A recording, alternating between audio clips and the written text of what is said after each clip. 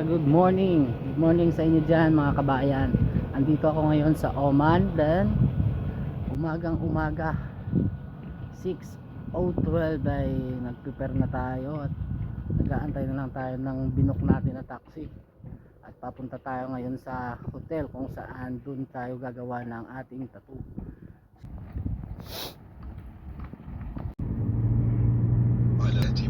Last month I book 1.2 something, 1.2, 1.1. But today 700 paisa. الاتجاه نحو اليسار.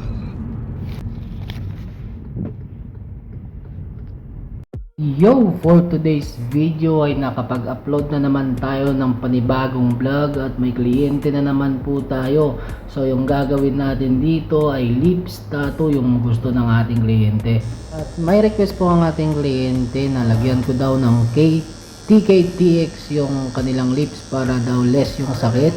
Then mabuti na lang po ay may dala po tayong TKTX na galing Pinas. Asa?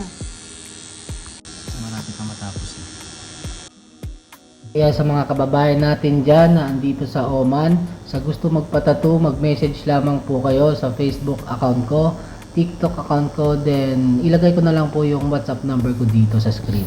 Then di po tayo ma-accept ng walk-in client, yung ang ating mga kliyente ay nagpapa-early book kasi nga may trabaho tayo dito sa Oman, so kailangan natin magpa-early book para sa ating schedule. So tapos na po yung ating lips tattoo and then punta na po tayo sa back tattoo ni Madam na Phoenix. Wala po ito nung ako'y pumunta sa kanilang accommodation dahil nga sa umaga ay may pinuntahan tayo at may kliyente din tayo. At pasensya na hindi natin na-videoan yung nasa hotel tayo kasi nga private daw, hindi daw pwede nating i-post, so respect the client.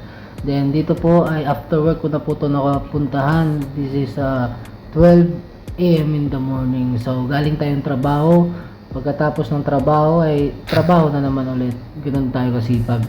Sabi ko nga, banat lang ng banat hanggang may lakas pa tayo. So hanggang dito na lang po ang ating video. Ipapakita na natin ang ating finished product for today's video. Syempre iuna natin yung black and gray na tattoo ni Madam kasi gusto niyang mauna daw siya sa ating vlog. And then ito po yung ating lips tattoo. Syokran kabayan. Please follow this page and see you next video.